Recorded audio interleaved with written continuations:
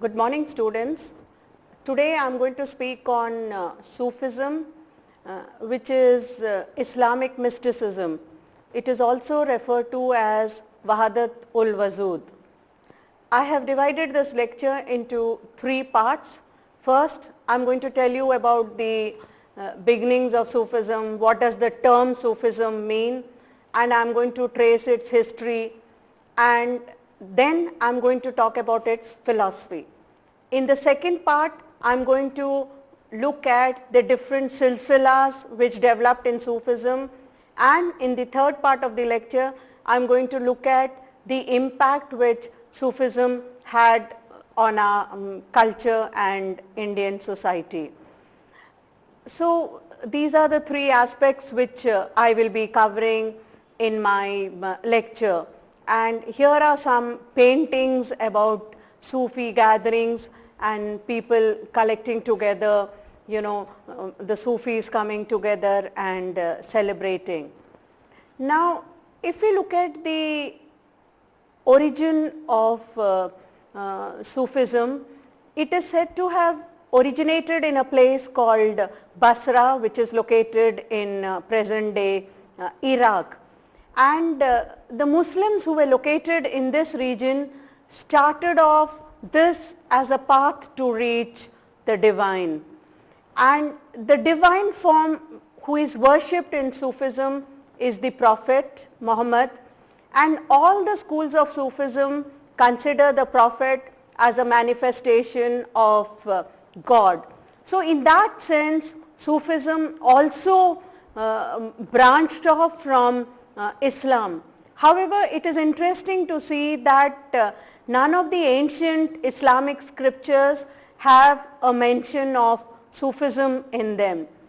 Some scholars hold the view that Sufism is the evolution of Islam in a more spiritual and mystic direction. In fact, Sufism in its early stages was recited and meditated from the Quran. So in that sense, there is a very close connection between Islam and Sufism. Now, as far as the derivation of the term Sufi, how do we understand the term Sufi? There are different opinions as to how this term originated. Some scholars say that it is derived from the Arabic word Safa. The Arabic word Safa means purity, and the reason why it is Safa is because the Sufis were those who were considered to be purified of all worldly passions. They were totally away from this world and only concentrating on one God. The second explanation is that the word Sufi comes from the word Saf, and Saf means rank. The Sufi is regarded as being first in rank in virtue of his communion with the Supreme Being, that is Allah. The third explanation is given is that the word comes from Suf, and Suf is a garment which was worn by the Sufis. It was a very coarse garment, and it was woven from the wool which was totally undyed, and this was the dress of the Sufis. And therefore, these are the three explanations given about the origin of the term Sufism. One, that it comes from the word Safa, that is purity. Second, it means Saf, that is rank. And third, it means Suf, a garment which was worn by the Sufis. Now, there are scholars who say that if we read the Quran carefully, we can find both ascetical as well as mystical elements in the Quran. And many of the Sufis claim that they inherited their doctrines from the Prophet, and this cannot be dismissed because Sufi doctrines were a result of Islamic monotheistic ideas, Christian asceticism and mysticism, and as a result of the Greek and Indian philosophy also. Many of the Sufis claim that Prophet Muhammad had two types of revelation. The first one, which is known as Ilm-e Safina, and this is embodied in the Quran. It is meant for everyone and it is binding on all. Ilm-e Safina means the book of knowledge, and the custodians of this knowledge became the ulama. The second claim is that you also have in the Quran the knowledge of the heart, which is referred to as Ilm-e Sina, and this is something which was reserved by the Prophet for those who were very close to him, and this was personally transmitted to the Sufis, and therefore the Sufis claim that they were companions of the Prophet, that is, they were Shahabans. So you have these two kinds of knowledge which one can see embodied in the Quran. One which is obviously visible, Ilm-e Safina, in the book of knowledge, and the other is Ilm-e Sina, which is a knowledge from the heart. We have to understand it emotionally, and unless you are fine tuned to reading the Quran, you have to read between the lines, you will really not understand the Ilm-e Sina. So if you are a little sensitive to this, then one can look at this knowledge. Now if we look at the growth of Sufism, we find that the first phase of Sufism really starts from the beginning to about 9th century. It was in this period Sufism had still not developed as a system. It was a mere tendency, and we find that by and large many of the people who were practicing Sufism, they were ascetics, they were recluses, and they were concentrated in areas which became the headquarters of the Sufis later on. This was in Basra and Kufa. A very important aspect of this phase of Sufism was that many of the followers of Sufism were just seekers of piety, and we find that they were very much interested only in otherworldliness and understanding the divine knowledge.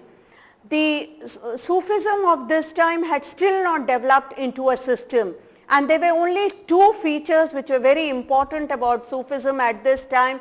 One was the renunciation of worldly pleasures. They kept themselves away from any kind of worldly pleasure. They did not believe in holding on to property or being attached to anything. So they kept that distance from any kind of worldly pleasure.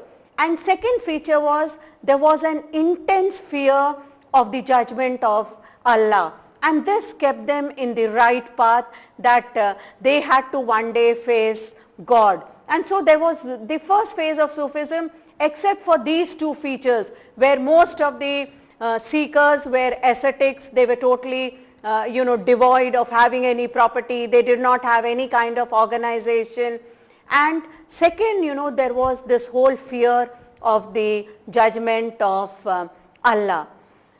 The second phase of Sufism really began after 9th century, and it was at this time that it developed this whole philosophy of a pantheistic mysticism.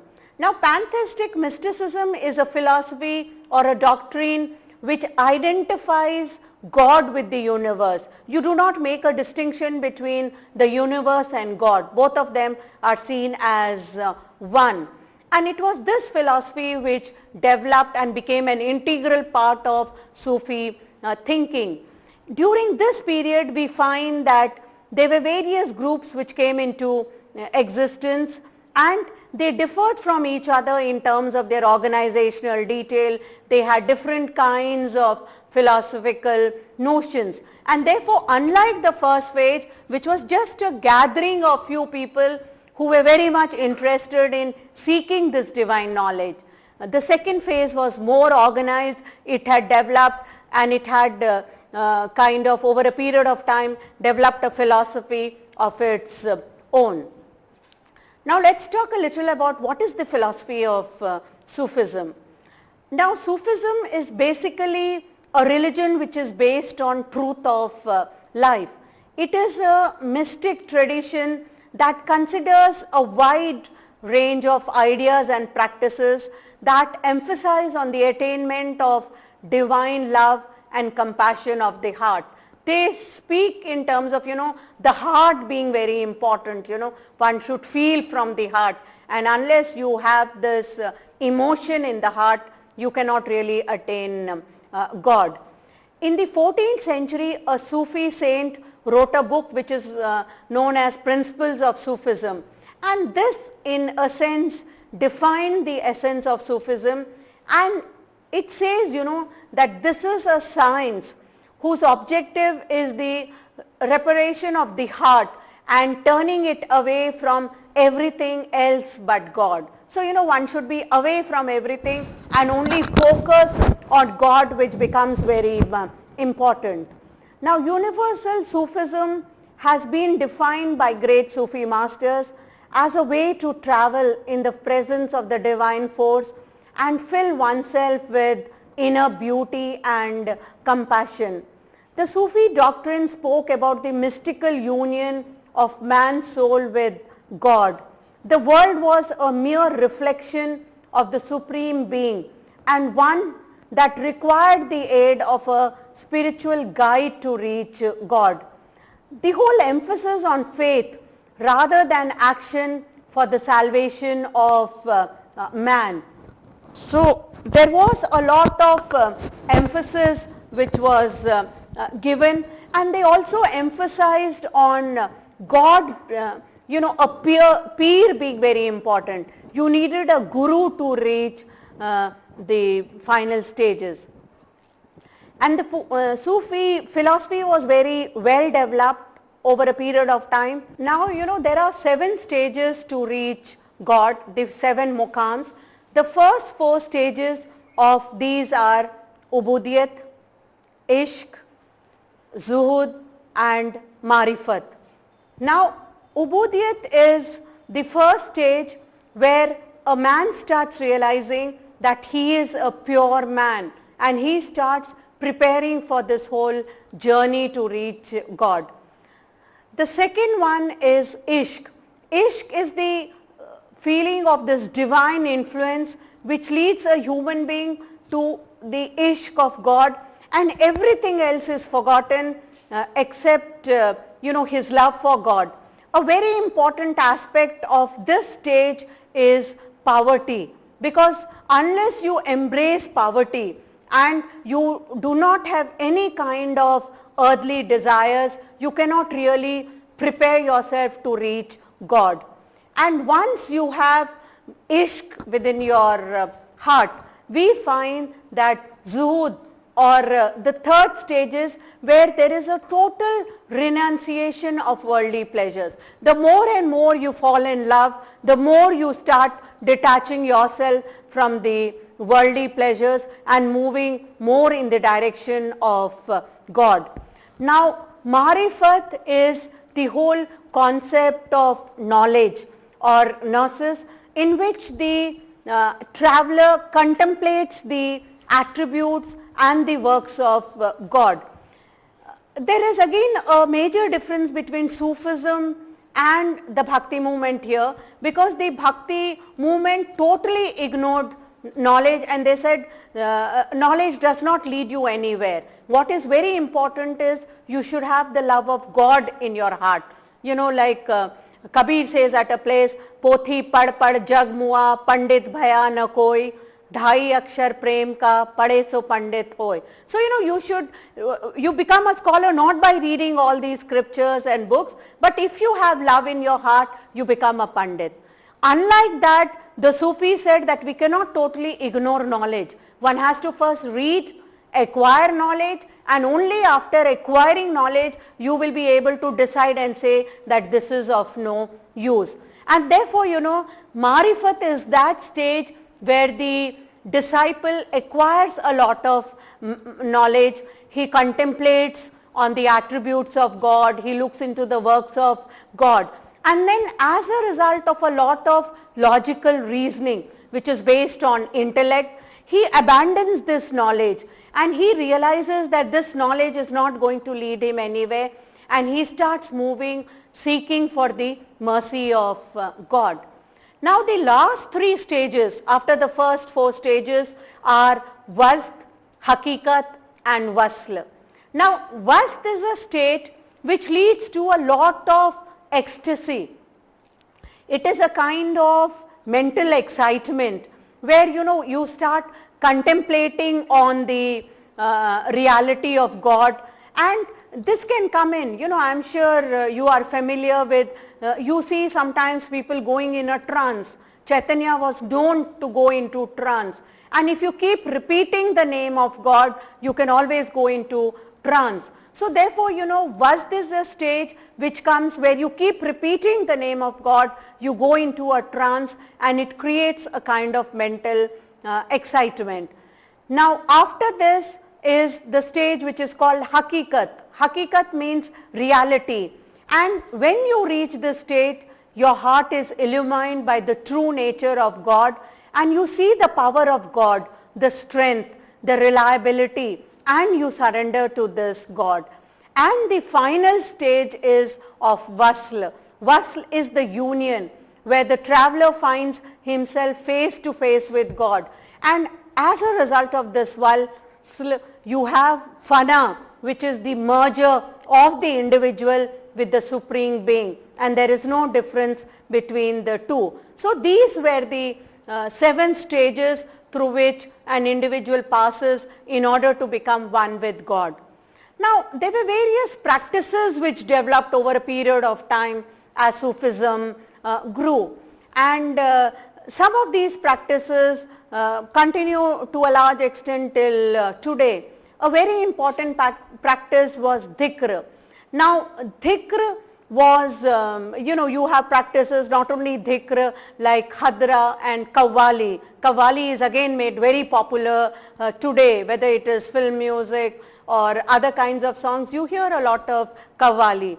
Now dhikr is something, it was a practice which many of the Sufis followed, and dhikr is something basically remembering about God. This was done by all Sufis, and basically according to Islam, one who engages in dhikr has an awareness of God, and it starts by, you can chant the name of God. It could start by reciting certain sections of the Quran, and we find that there is a lot of similarity between dhikr and the Jewish Merkava practice of meditation, which is used to attain a higher level of consciousness. The dhikr can be done through various ways, through singing, through dance, to meditative music, through swirling, and many of these practices are followed till today. And the whole purpose of this is that it leads you into a state of trance, and when you are in a trance, you can communicate with God directly. Now hadra is again, it consists of various forms of dhikr. It can be songs, it could be dance that are used to appeal to gods and angels. The word hadra is an Arabic word, and it means presence. So you get so immersed in this feeling of God that you can feel the presence of God all around you. And qawwali is a term which all of us are familiar with, and qawwali is a form of devotional music. Even today it continues to be very popular in India, Afghanistan, Turkey, Iran, and it is known for its worldly appeal, and it transcends all bounds of limitations of countries and different regions. Some of the modern day masters of qawwali are Nusrat Fateh Ali Khan and Sabri brothers. They have acquired a lot of popularity not only in India but all over the world. And so the form of singing which Nusrat Ali Khan or the Sabri brothers do is the form of qawwali. Here you can see some of the qawwalis being sung. And many of the films also, at least the olden days film, whenever there was a historical film, they would definitely have a lot of qawwali which was thrown in as part of the story. Now, sama is again this whole term, it's an Arabic word which means listening, and the whole sama is attained by this whole ritual of whirling dance, which is again referred to as sama, and it is basically an act of devotion that takes place a person to a higher level of consciousness. The right kind of music invokes the right kind of emotions, and which elates one to do these world dance, and therefore it helps a lot in contemplating the divine force to a large extent. Another very important practice of Sufism was khalwa. Now, khalwa is again something which is basically referred to as the kind of retreat that a person went into, and the khalwa was something which could be practiced by a person under the guidance of a Sufi teacher. There is a very strong belief in Sufism that all prophets must have retreated into seclusion at some point or the other in order to get divine inspiration and the divine power. And therefore, the Sufi practice retreat in order to concentrate on the divinity of the Almighty. Because once you are surrounded by the world, you are involved in worldly attributes and worldly day-to-day affairs, you cannot concentrate on the Almighty, and therefore it was very important to move away from the worldly things, retire into peace, and khalwa became a very important aspect where you could have nothing but only a single-minded focus of being devoted to God. And here are some of these monasteries where still you have the khalwa being practiced. The Dareh's Khalwa solitary is very important, a place where many of the Sufis go and practice khalwa.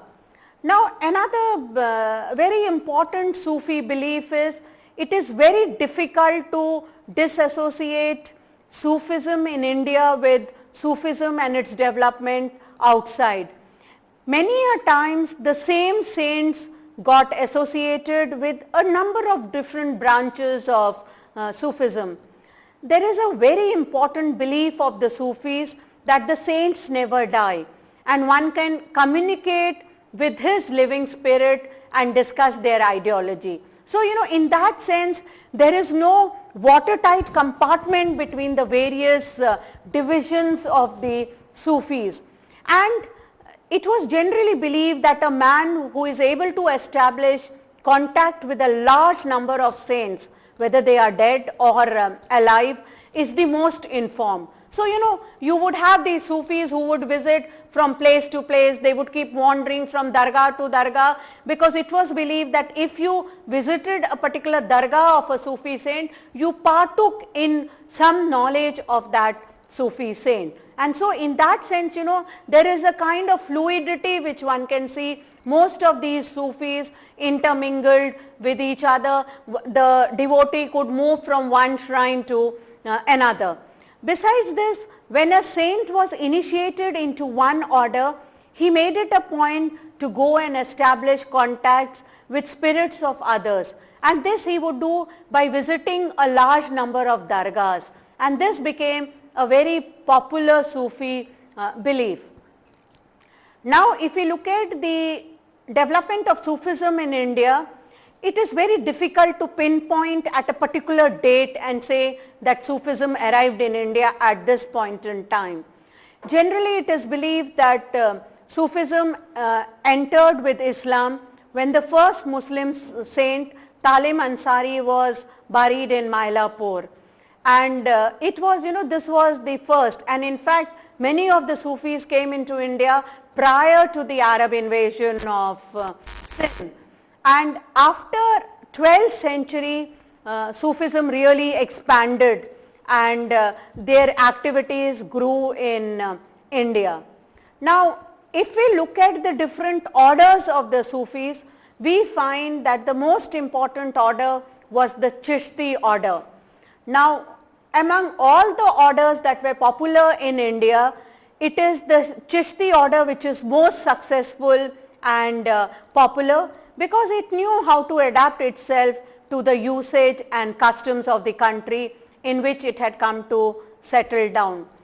This was introduced into India by Khwaja Moinuddin Chishti, who came into India a little before the invasion of Muhammad Ghori. And after his death, his numerous disciples continued his mission. The Chishti Sufi saints believed in the spiritual importance of music, and they patronized a large number of professional singers of talent, irrespective of their religion and caste. Another practice which many of the Chishti Silsila Sufis practiced was Chilla. Chilla meant a spiritual exercise which was strictly observed for 40 days, when God is remembered with every breath. And they would spend their time closer to a mosque, or they would close themselves in a room with very minimum food, and the whole 40 days they would concentrate on the name of God. So Chilla was a very important belief of the Chishtis. And here you can see one of the Sufi shrines being in Delhi. And what is very important about these shrines is that though Sufism is closely associated with Islam, and it is part of Islam, but it is revered by both Hindus and Muslims. And if you go to any Sufi shrine, you will find an equal number of Hindus as well as Muslims visiting these shrines. And again, you have another very important shrine of Hazrat Inayat Khan in New Delhi. This is the Dargah, and it is equally visited by a large number of Hindus and Muslims. Another very important Dargah of the Chishti Sufis is Khwaja Sayyid Nizamuddin. This Dargah is in New Delhi, and it is also revered a lot by both Hindus and Muslims. And you have an equal number of both Hindus and Muslims visiting these dargahs. Another very important saint of the Chishti order was Nizamuddin Aulia. And Nizamuddin Aulia was known for a very liberal outlook. And we find that he inspired a large number of people in his times with his very liberal outlook and his love for God. And even today, because of his liberal outlook, his tomb in Delhi is frequently visited by both Hindus and Muslims. Besides this, you had another large number of important saints of the Chishti order who were known as Khwaja Fariuddin Ganj Shakar. He is popularly known as Baba Farid Qutub Sahib was another very important saint. Now, another very important Sufi silsila that developed in India was the Qadiri silsila or the Qadiri order. It reached India a little late, around 15th century, and it was started by Shah Niyamatullah and Makhdoom Muhammad Jilani. The other very important saints of this order were Sheikh Daud Kirmani and Abdul Mali Qadiri. What is very important about the silsila is Dara Shikoh was a great patron, of this order, and he also wrote a large number of books related to the Qadiri philosophy. A third important silsila was the Naqshbandi order. The Naqshbandi order was introduced into India by Khwaja Baqi Billah. He was 7th in the line of succession of Khwaja Bahauddin Naqshband, who was the founder of this order.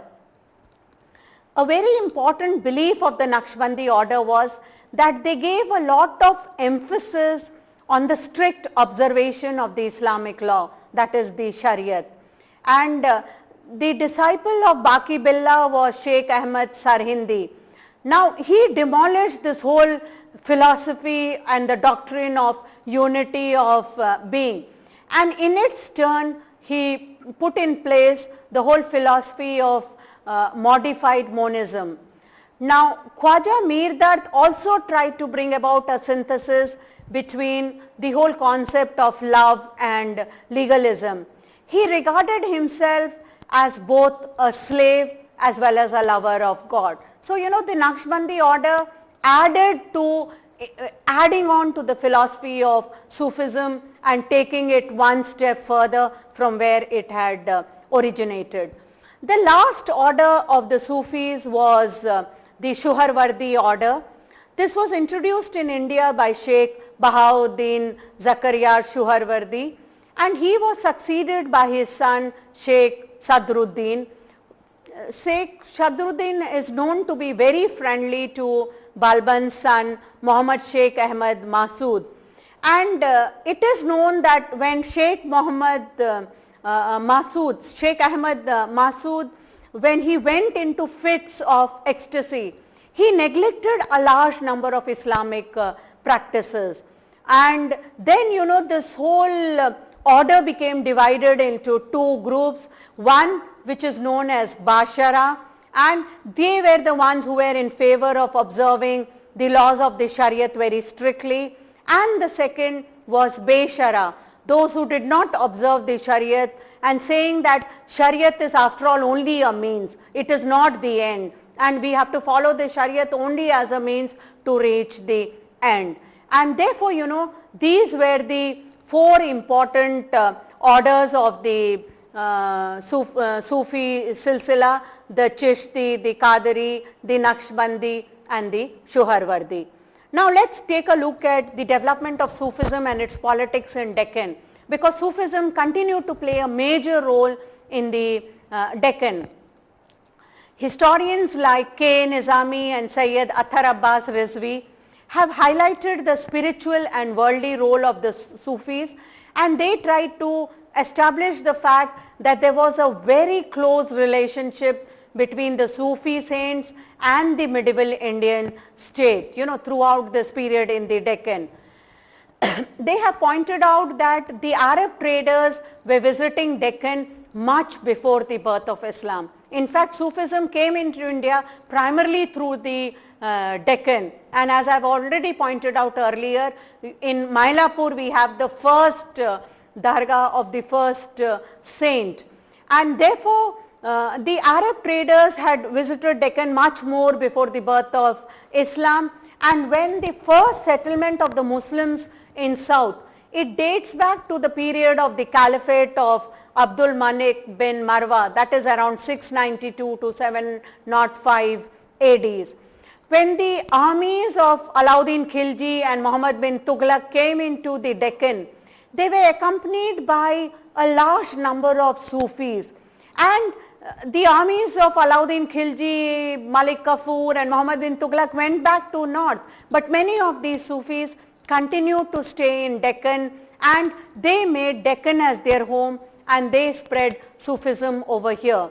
And we find that but over a period of time, therefore many of the Sufis who had settled here had come much before the Khilji armies, but they were concentrating a lot of working for the welfare of the people in their own pious ways.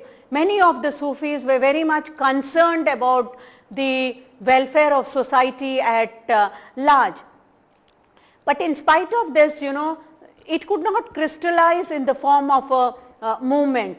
And we find that when Muhammad Tughlaq shifted to the Deccan, the whole mystic silsilas reached south, and there was settlement of small Muslim cultural groups in various towns. And it was from this period onwards that the whole Sufi movement got a new direction and it developed along new dimensions. We find that all the tradition of Muslim mysticism as they had developed in North India were now transplanted into the south. We had the Mudakirs, that is the preachers of Delhi, who were seen delivering sermons in various towns and to the various kawabs, that is the musicians. And we could find that they were reciting the verses of Amir Khusro and Amir Hassan in courts and streets. So from this time onwards, Sufism really reaches the ground level. It becomes very popular among the masses. Now Sufism found a place in medieval Deccan society and polity through its special techniques like Sama, which I have already explained to you. It is a gathering of saints where they go into this kind of ecstasy. It also went into, became popular because of the various Urs which were celebrated, the concept of Wazd or ecstasy. And when these coincided with deliverance from disease, we find that it had a lot of impact, because many people believe that, they were relieved of a lot of painful experiences after they visited the Sufi saints. And therefore, this had a lot of impact on the Sufi movement. The whole Sufi ideology influenced people at a very popular level in the Deccan. It oriented more towards a spiritual life rather than a material life. The Sufis define man more in terms of becoming than being. You are born as a particular person, but what is important is your whole journey of becoming.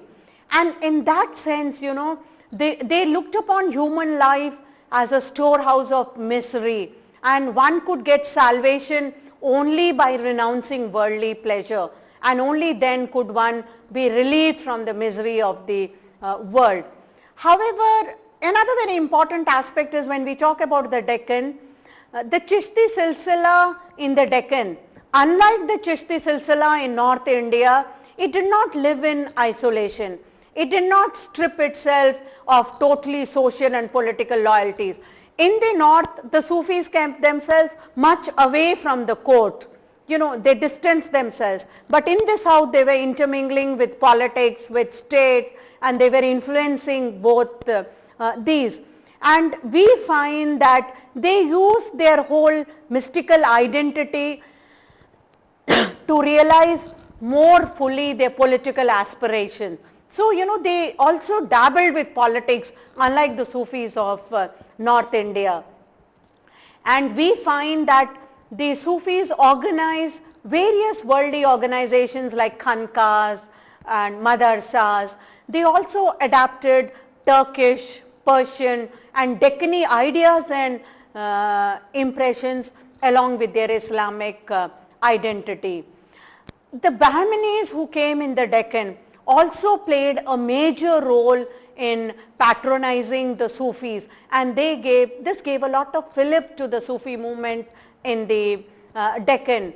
And we find that the Bahmanis particularly patronized some of the Sufi saints like Sheikh Ahmad Harawi, Sharif, Shamarkandi Al-Hussein. Gesu Daraj was very popular with the Bahmanis. Then you have Hakim Hassan Gilani, Hakim Al-Tabrezi and many more. So, the Bahmanis openly accepted and patronized these Sufi saints.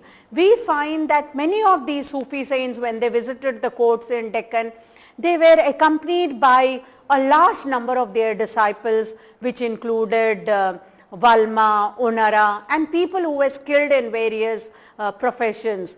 We find a large number of madarsas opened up in Daulatabad, Warangal, Aurangabad, Naldurg, and you have not only khankas but madarsas, maktabs, and Sufism became very popular in the Deccan. We find that many of these centers which had opened in Deccan popularized the Persian language. And however, it was a very minuscule percentage of the population which was literate at this time and which could read and write in Persian.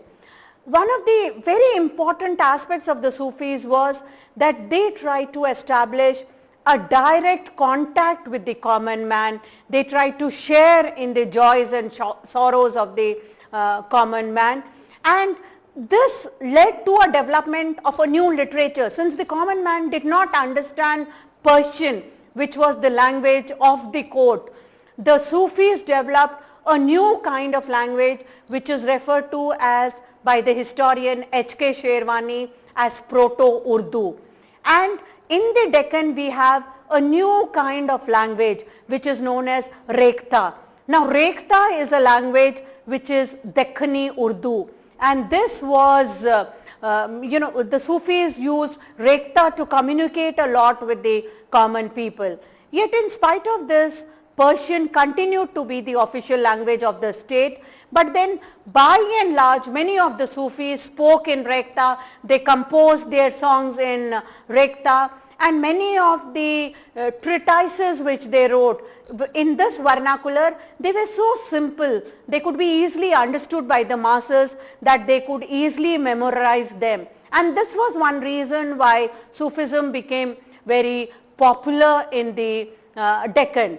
Now, the reason why Sufism became so popular all over India, definitely much more in the south, in the Deccan as I have pointed out, than in other places, was by and large, the Sufis understood Indian society very thoroughly. They preached the whole attitude of Sulh-e-Kul. Their whole basic philosophy was Sulh-e-Kul, that is peace with all creeds and cult.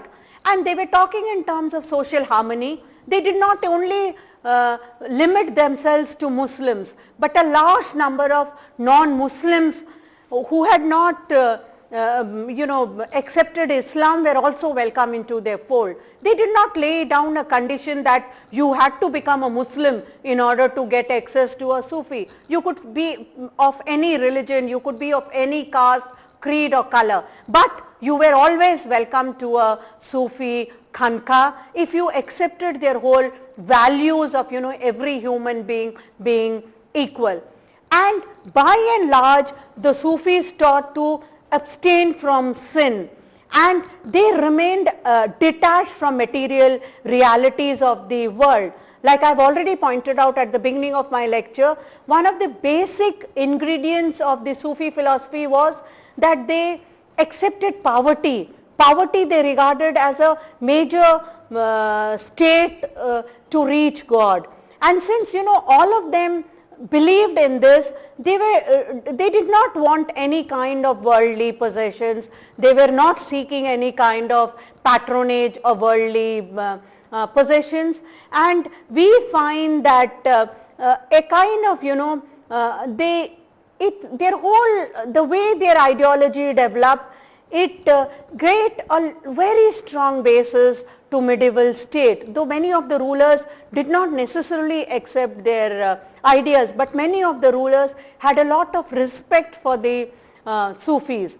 And we find that though the medieval state justified its punishment it inflicted on people and the repression it had in the name of spirituality, morals and other worldliness, but then this served as a social framework for appropriation of the various struggles that were going on in medieval Deccani society. The Sufis also occupied lands and populated a large number of unpopulated areas. They derived a lot of material strength from organizations and the ascetic life and extended their patrimony. We find that the Sufis obtained a large amount of surplus production which facilitated the growth of the and helped the state in its territorial expansion. Over a period of time, slowly the roles changed and we find that some of the Sufis became by themselves large estate owners, and they indulge in exploitation, but by and large majority of the Sufis kept themselves away, and they contributed a lot to the expansion of Sufism in Deccan. Now, if we talk in terms of some of the important Sufis of Deccan, Sheikh Zainuddin Dawood and Hazrat Sayyid Muhammad Gesu Daraj were two very popular Sufis in the Deccan. Sheikh Zainuddin Dawood was during the reign of Muhammad Shah I, and there is a very interesting story about him, that one day he did not attend the darbar along with the ulema, and when the Sultan wanted to know why he was not attending, he answered that the Sultan was addicted to wine and many of the vices which were forbidden by Islam. The king insisted on his presence, and he wanted a written apology from him. But when Sheikh Zainuddin Dawood refused to give this, he was banished from the court, and Sheikh Zainuddin moved away from the court. He settled near the tomb of Baharuddin, his preceptor, and he challenged anyone to come and remove him from there. When he gave out his challenge, many people came out and they were so much in awe of the saint. We find that Muhammad Shah came to his senses. He realized the powerful impact with this Sufi saint had on the people, and he himself ordered the closure of wine shops and he stopped drinking wine in the company of others. So, this was the kind of impact which some of the Sufi saints had in Deccan. Another popular name of a Sufi in Deccan was Hazrat Sayyid Muhammad Gesu Daraj. Now, Gesu Daraj settled in a khanqa near Gulbarga. We find that Firoz Shah of Deccan granted him a large number of villages, and over a period of time he became so popular that it started, it created a kind of jealousy among Firoz Shah's successor Ahmad Shah. Now, Ahmad Shah was very embarrassed and jealous of the fact that the darbars of Gesu Daraj was attended by both Hindus and Muslims, and he had no peace of mind till the capital was shifted from Gulbarga to Bidar. And we find that he tried to shift the Sufi saint. But what is very interesting now, that even today next to the tomb of Gesu Daraj in Gulbarga, there is a Shaivite temple of Channa Vishweshwaraya, a Lingayat, who turned into a Sufi saint in the company of Gesu Daraj. So, they really practice by bringing people together, and the very fact that Gesu Daraj shrine is next to a Shaivite temple shows that they really practice what they preached. Now, another very important aspect is what was the Sufis' attitude towards women. Now, the Sufis did not think that women were disqualified to be initiated as murids or disciples, though the process of her initiation differed from that of a man. The sheikh would recite certain hymns over a bowl of water, and he would place his index finger over it, and after that the bowl was taken to the woman and she would immerse her index finger, and this completed the whole process of initiation of a Sufi disciple. However, while following the practice of Chilla, that is the 40 days when they would keep themselves in isolation and pray, we find that a lot of restrictions were placed on women's diet, and for men it was only mentioned that their diet should be moderate, but for women it was much more seriously followed. And by and large the Sufi saints, like the Bhakti saints in medieval India, regarded women as a means of illusion in this world and the cause to delude people from the right path. We also find that during a congregation women were not allowed to speak, and if they saw that any ritual is being forgotten by the imam during the performance of the namaz, they could clap the knuckles on one hand with the palm on the other, and the men could chant Sultana Allah. So there was some difference among the Sufi women murids. We had a large number of famous Sufi women in Deccan, and the most important among them was Bibi Zulaikha, Bibi Aulia, Bibi Sara and Bibi Rasti. Now Bibi Zulaikha was the mother of Sheikh Nizamuddin Aulia, and after her death the saint would often go to his mother's tomb and narrate to her the tales of war, and then he would get a lot of relief. Bibi Aulia is also a contemporary of Sultan Muhammad bin Tughlaq, and it is noted in many of the literary texts that he had a very high regards for her. Bibi Sara was the mother of Sheikh Nizamuddin Abdul Murid, and she followed Parda so strictly that no male had seen her face. And according to one legend, when it did not rain in Delhi for a long time, the inhabitants prayed for rain, but there was no respite, and so the Sheikh prayed holding his mother's hand, and it rained. Bibi Rasti was the wife of Sheikh Sadruddin Arif, and it is said that she read the whole Quran daily. She became a disciple of Sheikh Bahauddin Zakaria. The other important Sufi women saints in the Deccan were Bibi Jamal, who was the daughter of Sheikh Mohiuddin Chishti. Then you had Bibi Kasum Masuma, who was the mother of Sheikh Baba Farid, and there is a story that once she was praying and some thieves entered the place where she was praying, and the thieves turned blind, and when they pledged for mercy and they fell at her feet, and they promised her that they would refrain from these acts in future, was their eyesight restored to them. So such was the power some of the Sufi women had.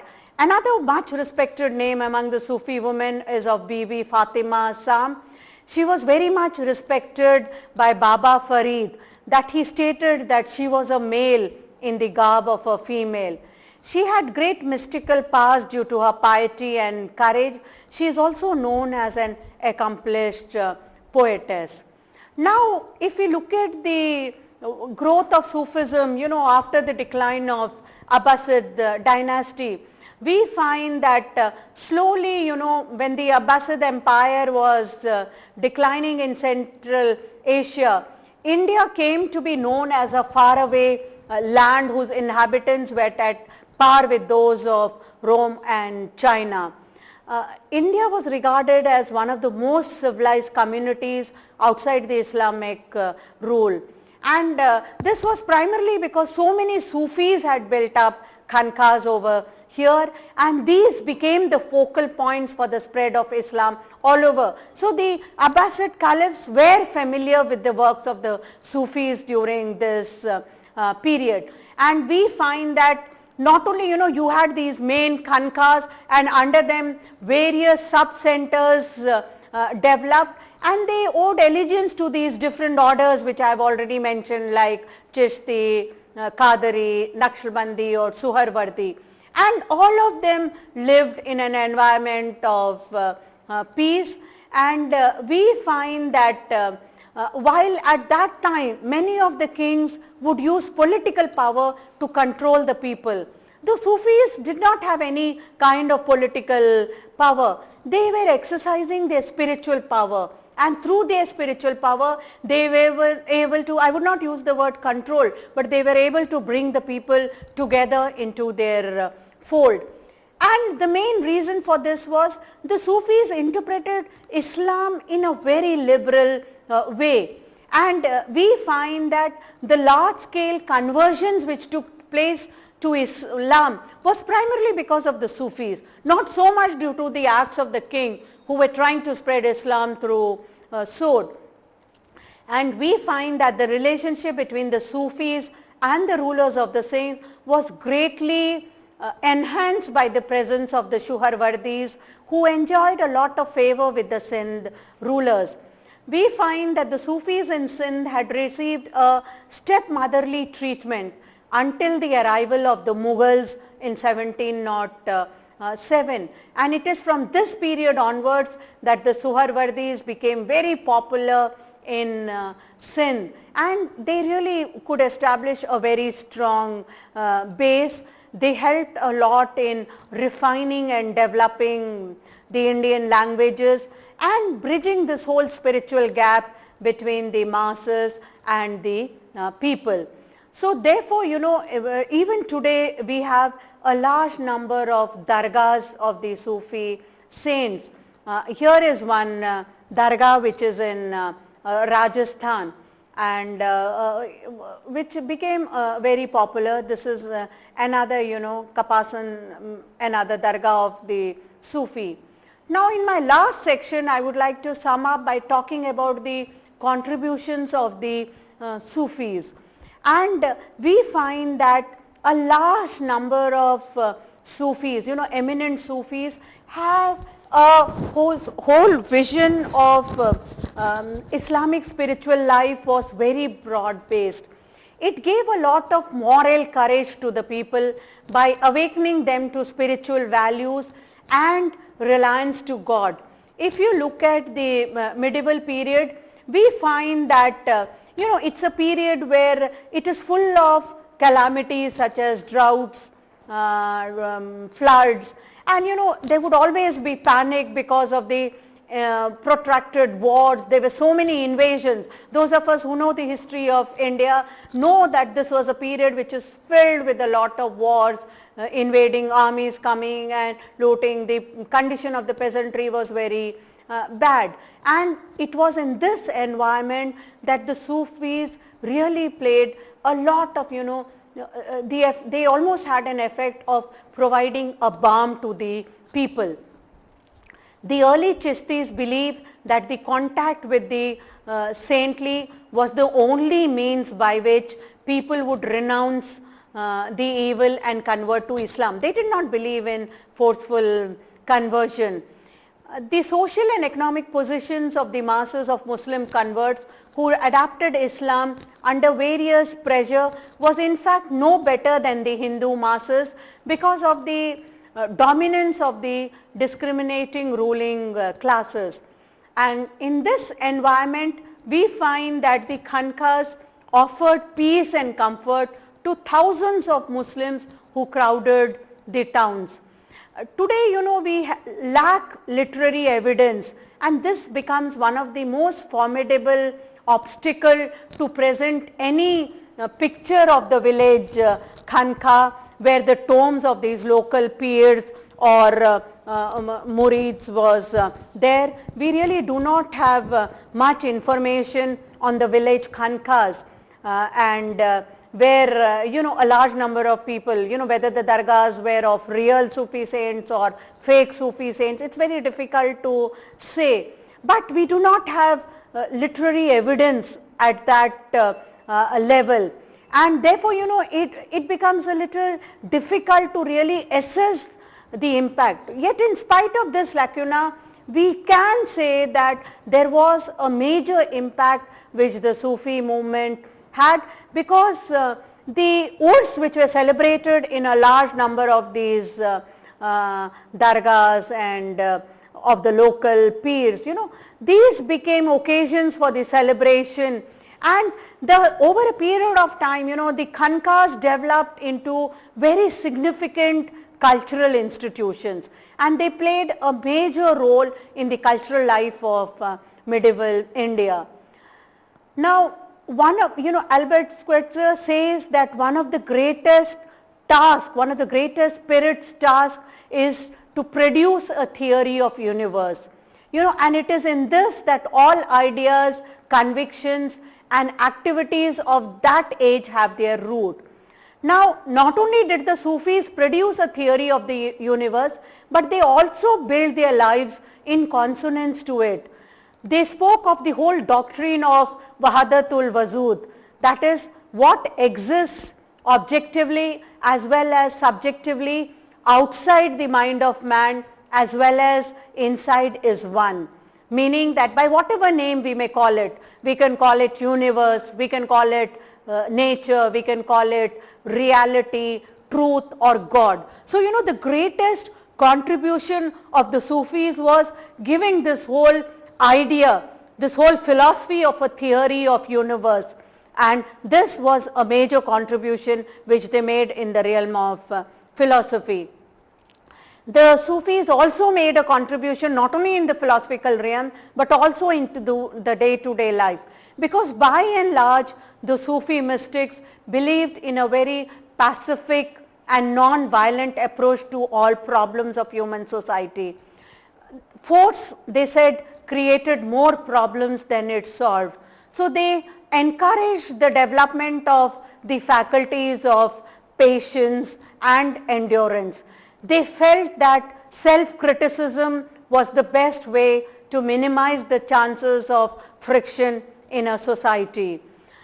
The Muslim mystics of early stages had completely cut away themselves from kings, politics and government service.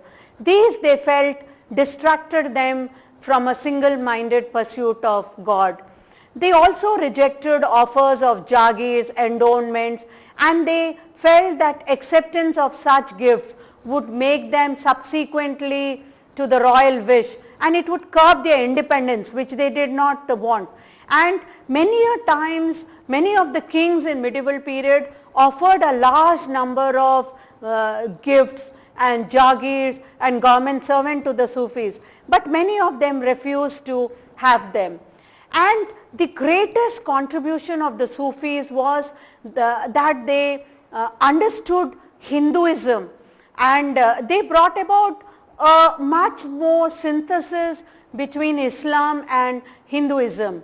We find that when the settlement of Muslims in India took place, initially, after conciliation and concord between various cultural groups, we find that there was an urgency and an intellectual demand and a social necessity that both these groups end their period of conflict and reconcile and settle together.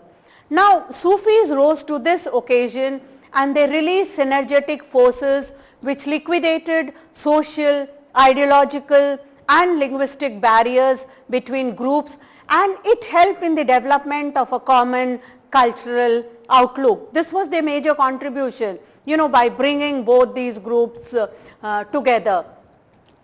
The Sufis, the Muslim mystics, they comprehended Hindu religion at a very psychological and emotional level rather than philosophical. They were not interested in the philosophy of Hinduism. They wanted to understand how people practiced it. They were more interested in the practice of Hindu religion rather than its philosophy, and they established very close relationship with these aspects. They spoke of unity of God, brotherhood of man, and by and large the Hindu mind was moved by this. We find that many of the Bhakti saints who came from the lower strata during 14th and 15th century, especially Kabir, Nanak, they were very much influenced by the Sufi ideas, and many of them had participated in the Khanka life.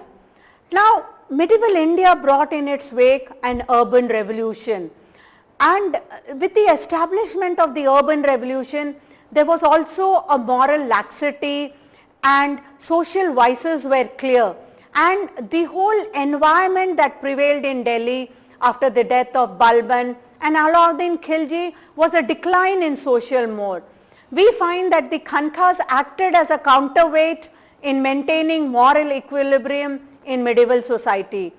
The Sufi saints spoke against slavery, hoarding, black marketing, profiteering and drinking of wine, etc. Barni remarks in his Tarikh-e-Feroz Shahi that as a result of the teaching of these Sufis, the vices among men have been reduced. And by and large, the Sufis believed in a very pacific and non-violent approach to problems of human society. They did not really believe in any kind of force, because they felt that, you know, force creates more problem than it solves. And when the Sufis came into India, we find that much before the Oriental conquest, they had come into an Indian society which was already a caste-ridden society. By and large, with their unassuming way, human sympathies and the whole classless atmosphere in their Khanqahs, they attracted the depressed sections of Indian society. Their political attitude also endeared them to the public. They fought against illiteracy, and rather than the rulers, it was they who held the Islamic principle of equality and brotherhood.